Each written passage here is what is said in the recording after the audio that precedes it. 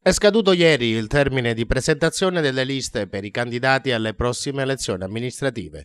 Sono 17 i comuni agrigentini che i prossimi 9 e 10 giugno sono chiamati alle urne per il rinnovo di sindaci e consiglieri comunali. Il maggiore centro interessato al voto è Licata, dove gli aspiranti sindaci sono 5: Angelo Balsamo, Daniele Camilleri, Domenico Falzone, Giuseppe Fragapani e Gianluca Mantia. Alle urne anche i cittadini di Castrofilippo, comune quest'ultimo che a seguito dello scioglimento per infiltrazioni mafiose è attualmente retto dalla commissione prefettizia. Nel piccolo centro agricolo i candidati a sindaco sono 3: Antonio, Lillo e Tonino Sferrazza.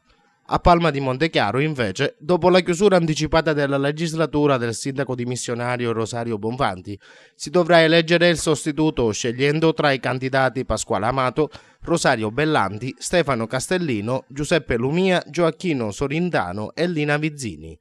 Domenica 9 e lunedì 10 giugno si vota anche a Ravanusa, Grotte, Menvi, Burgio, Gianciana, San Giovanni Gemini, Sambuca di Sicilia, Sant'Angelo Muxaro, Santo Stefano Quisquina, Alessandria della Rocca e Ioppolo Giangaxio.